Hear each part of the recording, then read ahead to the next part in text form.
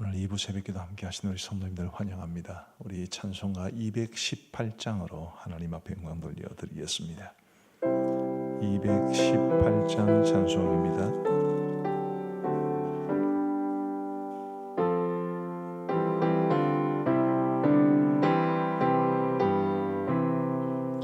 내 맘과 정성을 다하여서 주 너의 하나님을 사랑하라. 내 몸을 아끼고 사랑하듯 형제와 이웃을 사랑하라. 주께서 우리에게 명하시니 그 명령 따라서 살아가리. 널 미워 해치는 원수라도 언제나 너그럽게 사랑하라.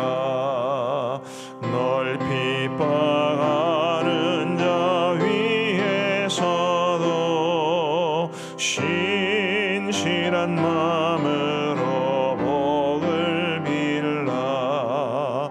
주께서 우리에게 명하시니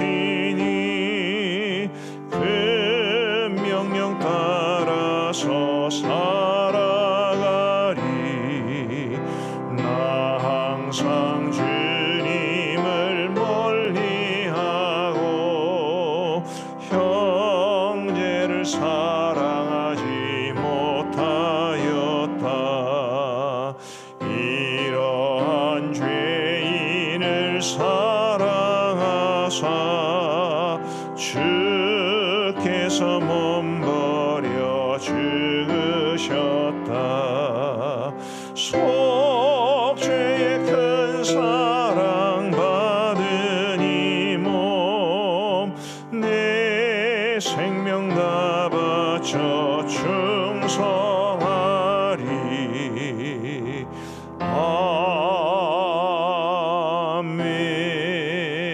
아멘. 우리 하나님 말씀 사무엘하 9장 말씀입니다.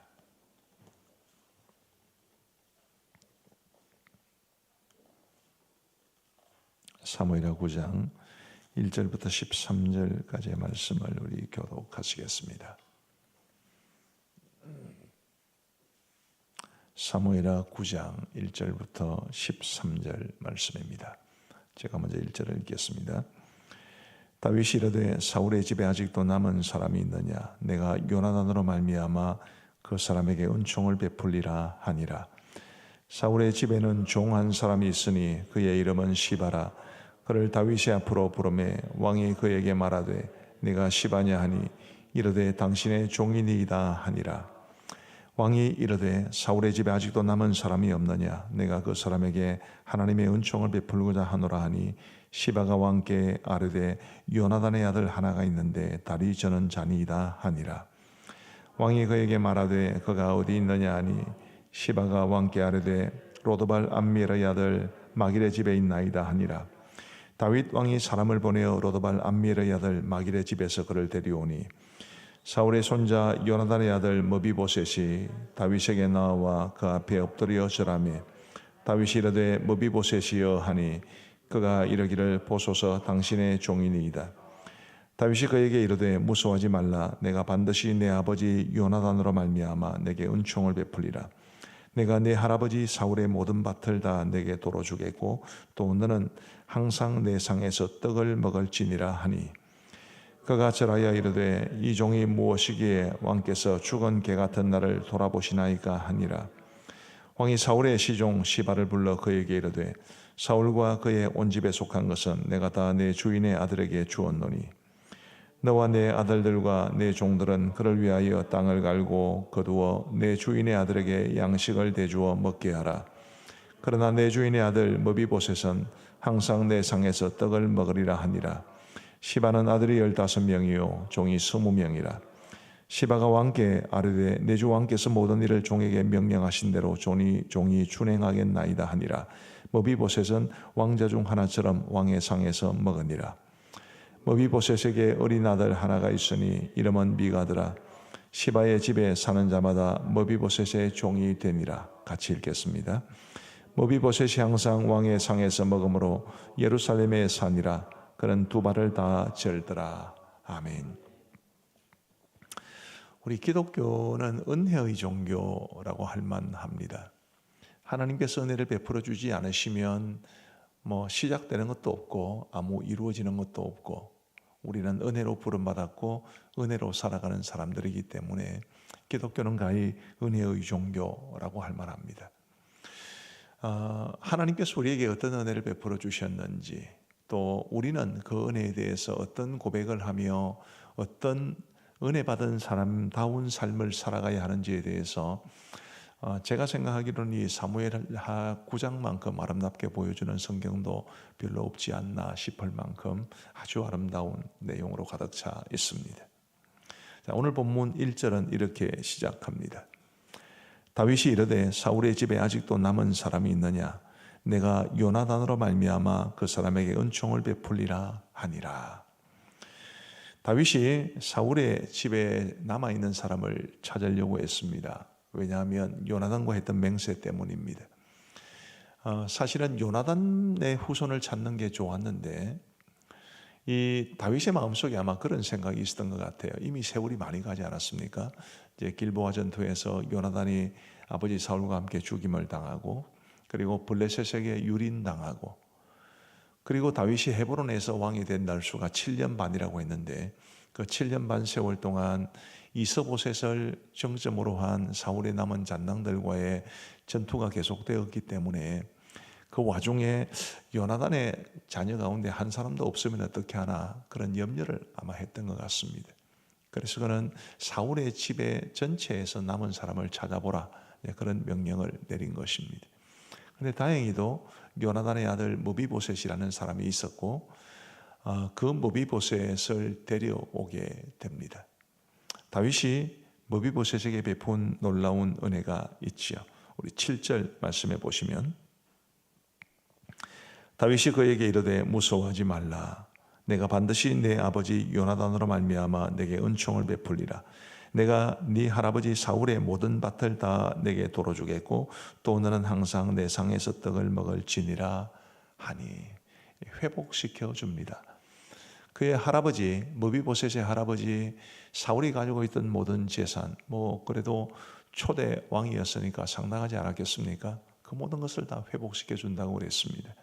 10절 말씀해 보시면, 너와 내 아들들과 내 종들은 그를 위하여 땅을 갈고 거두어 내 주인의 아들에게 양식을 대주어 먹게 하라. 그러나 내 주인의 아들 머비보셋은 항상 내 상에서 떡을 먹으리라 하니라. 시바는 아들이 15명이요 종이 20명이라. 그리고 11절 제일 마지막 부분에 보면 머비보셋은 왕자 중 하나처럼 왕의 상에서 먹으니라. 사울의 통치 하에서는 이 머비보셋이 왕의 손자였죠. 다윗이 그 모든 것을 회복시켜 줍니다. 왕자로서의 신분도, 또 그의 할아버지 사울이 가지고 있던 재산도 다 회복시켜 줍니다. 이게 하나님의 놀라운 은혜입니다. 다윗이 왜 머비보셋에게 이런 은혜를 베풀어 주었습니까? 요나단으로 말미암아. 그가 요나단과 맺은 맹세가 있습니다. 요나단이 다윗이 어려울 때 그를 도와주면서 네가 이스라엘의 왕이 되면 나와 내 후손들을 돌보아 주라, 그렇게 부탁을 했고 그것을 약속했기 때문에 지금 다윗이 이 요나단의 후손 머비보셋에게 이런 은혜를 베풀어 주고 있는 것입니다. 우리도 마찬가지지요. 하나님께서 자격 없는 우리에게 은혜를 베풀어 주셨습니다. 하나님께서 구약시대로부터 주셨던 그 언약의 말씀을 이루시는 것이고, 우리 예수님께서 십자가 위에서 죽으시고 부활하신 그 십자가 사건을 통해서 우리에게 약속하신 대로 이루어 주려고 오늘 저와 여러분들을 구원하여 주시고 당신의 자녀로 삼아 주시고 오늘도 은혜를 베풀어 주시는 줄 믿습니다. 오늘 일부 새벽 기도를 마치고 가만히 기도하면서 저는 여러분들이 아시는 것만큼 그렇게 좀 좋은 사람이 아닙니다. 아주 못된 성질머리가 있어가지고 만약에 모태신앙으로 저를 하나님께서 딱 붙잡아 주지 않으시고 늦게 예수님을 믿게 했다면 나는 못 믿었을 것 같아요. 저는 이 논리적으로 접근하는 것을 굉장히 좋아하고 이게 뭔가 이렇게 논리적으로 이해가 안 되면 넘어가지가 않습니다. 그런 사람이 어째 예수님을 믿을 수 있었을까? 그러니까 하나님께서 저를 모태신앙으로 딱 붙잡아 주셔가지고 아예 꼼짝도 못하도록 하신 것이 아닌가, 그런 생각을 하면서 하나님 앞에 감사하는 시간을 가졌습니다. 저보다 착하신 여러분들은 그럴 염려가 없으시겠습니다만 못돼 먹은 저는 아마 그랬을 겁니다. 자격 없는 우리에게 베푸신 이 놀라운 하나님의 은혜, 그것을 저와 여러분들이 늘 마음속에 되새기며 살아갈 수 있게 되기를 간절히 바랍니다. 다윗이 무비보셋에게 베푼 은혜는 다윗이 무비보셋에게 준 혜택을 통해서도 나타나지만 무비보셋이 자격이 없는 사람이었다는 점에서도 나타납니다. 자, 다윗이 무비보셋을 불렀을 때, 그리고 그에게 각종 혜택을 말해 주었을 때 8절 말씀해 보시면 무비보셋은 이런 고백을 합니다. 우리 같이 한번 읽어 보시겠습니다. 시작. 그가 절하여 이르되 이 종이 무엇이기에 왕께서 죽은 개 같은 나를 돌아보시나이까 하니라. 어찌하여 죽은 개 같은 나를 돌아보시나이까. 어떤 분이 저한테 그런 이야기를 하시더라고요. 이제 개를 키웠습니다. 근데 개님이 너무 연로하셔가지고 돌아가셨어요. 근데 이제 이 처리를 하려고 보니까 요즘 생각보다 개 장례를 치르는 사람들이 많다고 그럽니다. 천주교식도 있고 불교식도 있고. 그래서 저한테 목사님, 만약에 어떤 성도가 집에서 기르던 개가 죽었는데 기독교식으로 개 장례식을 치러 달라고 그러면 목사님 준비 좀 하셔야 될 것 같은데요. 그런 이야기를 하시더라고요. 요즘은 뭐 죽은 개도 대접받는 것 같습니다만, 그러나 율법에 의하면 죽은 개는 정말 부정한, 우선 개가 부정한 동물입니다. 굽이 갈라지지도 않았고요, 되새김질도 하지 않죠. 우리가 기르는 예쁜 강아지가 아닙니다. 아주 부정한 짐승으로 여겨졌는데 죽었다라는 것은 또 거기에다가 더 큰 부정을 안깁니다. 사람마저도 죽으면 부정하게 여겨져서 그 시체에 접촉한 사람은 부정하게 됩니다. 부정한 것과 부정한 것, 우리 문법적으로는 부정과 부정이 만나면 강한 긍정 이렇게 되지만, 그러나 율법에서는 이 부정과 이 부정이 만나면 정말 한없이 부정한 그런 게 됩니다. 무비보셋이 지금 죽은 개 같은 나를 이렇게 말할 때 요즘식으로 해석하시면 안 되고 그 당시의 문화 속에서, 율법 속에서 해석을 하셔야 되죠. 그야말로 무비보셋은 자신이 아무런 자격이 없는 사람이라는 것을 깨달았던 것입니다. 그럴 수 있죠. 객관적으로 봐도 그렇습니다. 만국의 왕가의 후손, 제거 1순위 아니겠습니까? 이스보셋의 경우에서 보는 것처럼 본인은 의지가 없다 하더라도 이 아브넬이라는 사람이 이 이스라엘의 잔당들을 모으고 그리고 정통성을 내세워야 되기 때문에 이스보셋을 앞장 세워가지고, 그래서 다윗과 7년 반이라는 기나긴 세월 동안을 싸웠지 않습니까? 이스보셋이 왕이 된 것은 2년밖에 안 된다라고 성경에 말하고 있지만, 헤브론에서 다윗이 7년 반을 싸웠다는 것은 이스보셋이 왕으로 옹립되기 전 5년 반 동안에도 싸웠다는 것을 말합니다. 본인은 아무 생각이 없어도 억지로 떠밀려서 반란의 주모자가 될 수 있는 상황이기 때문에 만국의 왕가의 후손들은 원래 다 죽이는 것이 마땅하지요. 그런 측면에서 보면 무비보셋은 죽어 마땅한 사람이었습니다. 더군다나 그는 양발을 다 저는 장애자라고 했습니다. 요즘은 장애자를 그렇게 보시면 안 됩니다만은 율법에서는 장애를 가진 사람들을 썩 달갑게 보지를 않았습니다. 그러니 이 무비보셋은 정말 좋지 않은 조건들을 다 갖춘 사람이었죠. 죽은 개 같은 나를 어울리는 표현입니다. 우리에게도 이 표현이 어울리는 표현입니다. 우리가 뭐 자격이 있나요? 저에게는 아무런 자격이 없습니다. 아무리 생각해봐도 저에게는 자격이 없습니다. 죽은 개 같은 나를 이라는 이 표현이 나의 고백이 되지 않으면 우리는 하나님의 은혜를 제대로 깨달은 사람이라고 볼 수 없습니다. 부디 저와 여러분 모두가 원래 내가 하나님의 은혜를 받기에 합당하지 않은 사람이었다는 점과 그런 나에게 하나님께서 실로 놀라운 선물을 주셨다는 이 두 가지가 하나님께서 내게 주신 은혜다. 그 사실을 기억하면서 은혜에 대한 깊은 깨달음, 또 은혜에 대한 감사가 늘 우리의 입술에서 넘쳐날 수 있게 되기를 간절히 소원합니다. 자, 은혜 받은 사람은 어떻게 살아가야 합니까? 다시 한번 1절을 보시면 다윗이 이르되 사울의 집에 아직도 남은 사람이 있느냐. 3절에도 보시면 왕이 이르되 사울의 집에 아직도 남은 사람이 없느냐. 사울, 참 다윗에게는 복잡한 사람 아니었겠습니까? 하나님께서 기름 부어 세우신 왕이었기 때문에 다윗이 그를 죽일 수 있는 두 번의 절호의 기회가 있었지만 다 살려줍니다. 그리고 사무엘하 1장에도 보면 사울이 죽었다는 이야기를 들었을 때 그가 얼마나 비통하게 눈물을 흘리면서 노래를 합니까? 그런데 그 참 좋은 모습을 보여주었지만 그래도 다윗에게는 이가 갈리는 사람이 아니었을까 싶습니다.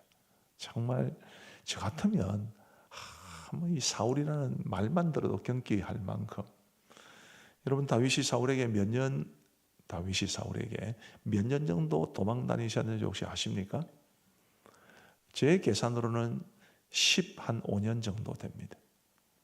그 당시 사울이 다스리던 이스라엘 땅은 별로 넓지 않은 땅이었습니다. 오늘날의 경상남북도 정도 됩니다.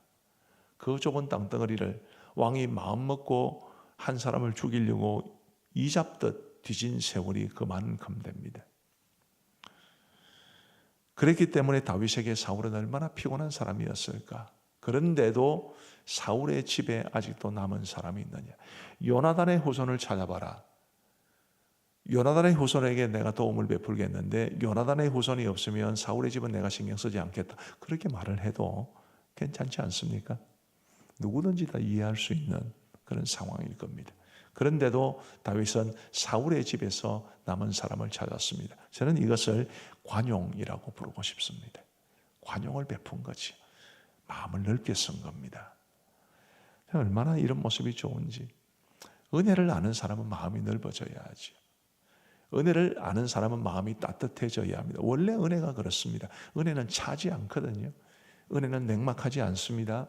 물론 교회 안에는 논쟁도 필요하고 토론도 필요하지만 그러나 가장 기본적으로는 하나님의 은혜가 우리의 마음을 따뜻하게 해서 관용을 베푸는 것, 마음을 넓게 쓰는 것, 그게 은혜 받은 사람의 삶의 모습입니다. 그런 모습들이 이제 사람들 사이에 선순환을 일으켜야 되는데 오늘 본문에 보면 특별한 사람 한 사람이 있습니다. 4절 말씀에 보시면 왕이 그에게 말하되 그가 어디 있느냐 하니 시바가 왕께 아뢰되 로드발 암미엘의 아들 마길의 집에 있나이다 하니라. 머비보셋이 어디 있었느냐 하면 로드발 암미엘의 아들 마길이라는 사람의 집에 있었습니다. 이 마길과 머비보셋 사이가 어떤 관계인지 성경은 전혀 말해주지 않습니다. 전혀 어떤 관계인지 알 길이 없습니다. 분명한 사실은 친인척은 아닌 것 같습니다. 그런데 이 마길의 집에 있던 머비보셋을 다윗이 데려갔단 말이에요.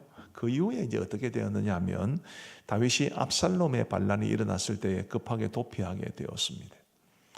그때 이 마길이 다윗을 도와줍니다. 사무엘하 17장 27절부터 29절을 제가 읽어드리겠습니다. 다윗이 마하나임에 이르렀을 때에 암몬 족속에 속한 라빠 사람 나하스의 아들 소비와 로데발, 여기 로데발로 나오는데 로드발과 로데발은 같은 지어명입니다. 로데발 사람 암미엘의 아들 마길 나오죠. 그리고 로글림 길라 사람 바르실레가 세 사람이 있습니다. 28절에 침상과 대야와 질그릇과 밀과 보리와 밀가루와 볶은 곡식과 콩과 팥과 볶은 녹두와 꿀과 버터와 양과 치즈를 가져다가 다윗과 그와 함께한 백성에게 먹게 하였으니 이런 것들 생각에 백성이 들에서 시장하고 고나고 목마르겠다 함이더라. 압살롬의 반란을 피해서 정신없이 도피하는 중이었기 때문에 먹을 것 하나 제대로 없었을 텐데 이 마길이 소비와 바르실레를 설득해서 이 많은 물품을 가지고 온 것 같습니다. 그 중에 바르실레가 제일 부유했던 사람인 것으로 보이고요. 학자들은 다윗이 이 바르실레의 집에 상당히 오랫동안 머물렀던 것으로 추측합니다. 그래서 다윗이 다시 압살롬의 반란이 진압되고 예루살렘으로 돌아갈 때 바르실리를 모시고 가려고 그랬어요. 이제 내가 남은 당신의 생애를 책임져 주겠습니다. 그랬는데 바르실레가 나는 나이가 너무 많습니다. 대신 기맘을 데려가십시오. 학자들은 대부분 기맘을 바르실레의 아들이라고 생각하죠. 그래서 다윗이 자신에게 도움을 준 바르실레의 아들 기맘을 데리고 또 돌아옵니다. 이 모든 그림이 굉장히 아름답지 않습니까? 마길이라는 사람이 머비보셋과 어떤 관계인지는 모르지만 마길은 다윗이 죽어 마땅한 머비보셋을 데려가서 왕자처럼 대우해 주는 것을 보고 큰 감동을 받았기 때문에 다윗이 정말 어려울 때 다른 두 사람을 설득해서 함께 다윗을 도와줍니다. 바르실레가 다윗에게 필요한 것을 주고 또 피난처를 제공해 준 그게 너무 고마워서 다윗이 은혜를 베풀려고 하니까 그의 아들을 대신 보내어서 그 아들이 아버지 덕에 살게 해주지요. 은혜가 돌고 도는 모습을 볼 수 있지 않습니까? 이게 그리스도인들의 모습이어야 한다고 저는 믿습니다. 은혜를 받으면 그 은혜를 나누어 주고, 그러면 그 은혜를 받은 사람들이 또 나누어 주고, 고맙게 생각하고, 어려움에 처하면 도와주고 다시 갚아주고, 이런 모습들이 있는 그것이 우리 그리스도인들의 모습입니다. 유감스럽게도 우리 그리스도인들의 가정과 교회에서 이와는 반대되는 모습도 더러더러 보입니다. 비난하고 정죄하고 미워하고 면박 주고, 그거는 은혜 받은 사람의 삶의 모습이라고 볼 수 없습니다. 마음을 넓히시고 은혜 받은 사람답게 우리가 정말 많은 사람들에게 하나님의 사랑을 내 삶을 통해서 보여줄 수 있는 은혜의 전달자가 되는 그런 멋진 삶을 저와 여러분 모두가 살아갈 수 있게 되기를 우리 주님의 이름으로 축복합니다. 기도하시겠습니다. 우리 하나님 아버지 감사합니다. 주일을 보내고 맞은 이 월요일 새벽 저희들의 단잠을 깨우시고 새벽 제단 쌓을 수 있도록 인도하여 주심을 감사합니다. 태풍 남마돌의 영향으로 어젯밤부터 걱정이 많았지만 그래도 비는 많이 내린 것 같은데 큰 바람의 피해는 없어서 너무너무 감사합니다. 앞으로 남은 시간도 주님께서 지켜주셔서 이 태풍이 다 지나가기까지 이 지역을 지켜주시고 우리 성도들의 가정과 생업의 현장을 지켜주옵소서. 하나님 아버지, 오늘 이 새벽에 우리에게 주신 말씀 마음에 깊이 담게 하여 주옵소서. 참으로 자격 없는 나, 죽은 개 같은 나, 죄와 허물로 죽었던 인생, 그런 나에게 우리 주님 예수 그리스도의 십자가 은혜로 다가오시고 살려주시고 자녀 삼으시고 천국을 유업으로 물려받을 자로 삼아주시고 오늘도 은혜 가운데 살게 하여 주신 이 무한한 은혜를 우리의 가슴에 깊이 새기며 늘 은혜에 감동받은 사람으로 살아가게 하여 주옵소서. 뿐만 아니라 그 은혜를 나누어 주며 살게 하여 주시기를 간절히 원합니다. 하나님의 은혜가 나를 통해서 돌고 내가 은혜의 전달자가 되어서 정말 많은 사람들에게 주님의 사랑을 보여주고 그 사랑에 담긴 우리 주님의 십자가, 그 복음을 많은 사람들에게 보여주며 살아갈 수 있도록 은혜를 베풀어 주옵소서. 하나님 아버지, 오늘도 우리에게 복된 날을 주셨습니다. 이 하루를 살아가는 동안에도 주님과 동행하게 하여 주시고 우리는 주님을 위해 살아가고 주님은 우리에게 은혜를 베푸시는 이 아름다운 모습을 우리가 체험하게 하여 주옵소서. 특별히 주님의 은혜가 필요한 사람들이 있습니다. 우리 질병에 시달리고 있는 환우들을 불쌍히 여겨 주옵소서. 어제 저녁에 임종 예배를 드리신 분도 계시고 또 병원 응급실에서 중환자실에서 고통 중에 계신 분도 계시고 크고 작은 질병으로 고통당하시는 분들이 많이 계시오니 우리 아버지 하나님 그 놀라운 사랑과 치유의 능력의 손길로 어루만져 주셔서 고침받아야 될 부분은 고침받게 하시고 새로워져야 될 부분은 새로워지게 하여 주옵시고 힘을 얻어야 될 부분은 힘을 얻게 하여 주옵소서. 자비하신 아버지 하나님, 경제적으로도 몹시 어려운 시대를 살아가고 있고 여러 가지 금리가 오르고 또 물가가 폭등하고 그러나 월급은 오르지 않고 장사는 안 되고 이런 악순환이 지금 계속되고 있는 상황 속에서 우리 사랑하는 성도들의 생업과 직장에 어려움이 없도록 인도하여 주옵소서. 법적인 소송에 얽매인 분도 계시오니 하나님 반드시 정의가 승리할 수 있도록 은혜를 베풀어 주옵소서. 수험생 자녀들을 기억하여 주시기를 간절히 원합니다. 이제 수시 원서를 접수하고 초조한 마음으로 이제 수능을 준비하고 있습니다.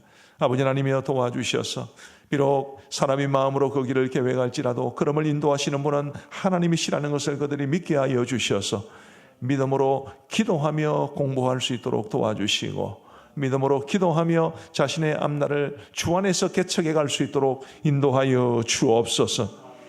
수험생 자녀들 위에도 우리 모든 성도들의 자녀 손들을 기억하여 주옵시고 아직 어리거나 출가를 해서 가정을 이루었거나 아버지 하나님 그들 모두가 주 안에서 믿음으로 형통케 되는 복을 누리게 하여 주옵소서.